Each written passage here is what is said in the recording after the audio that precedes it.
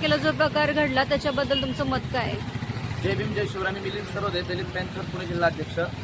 23 मार्च 2026 रोजी rescue foundation सय्यदनगर येथून ज्या 11 मुली गायब झाल्या तर त्या संदर्भामध्ये मी त्या घटनेचा त्या ठिकाणी फॉलोअप घेत आहे. परंतु खऱ्या अर्थानं 23 तारखेपासून आज 4 तारीख आहे.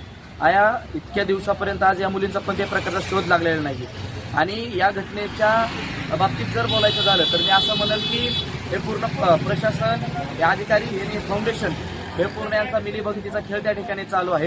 पुणे शहराचे आयुक्त अमितेश कुमार हे या ठिकाणी झोपेचं सोंग घेत आहेत, हे असं या सर्व गोष्टीतून जाणवत आहे. कारण की ज्या मुली त्या ठिकाणी गायब झालेल्या आहेत तर त्याच्यामध्ये महाराष्ट्रीयन, भारतीय मुली नसून तर त्या पूर्णतः बांगलादेशी मुली त्या ठिकाणी गायब झालेल्या आहेत. मग यामध्ये आपलं ATS काय करत आहे, आपलं पोलीस प्रशासन खऱ्या अर्थानं काय करत आहे? पळून गेलेल्या मुली तुम्हाला सापडत नाहीयेत. खूप मोठी शोकांतिका या ठिकाणी आहे. पुणे शहर आज असुरक्षितता या ठिकाणी महसूस करत आहे असं या ठिकाणी मला वाटतं.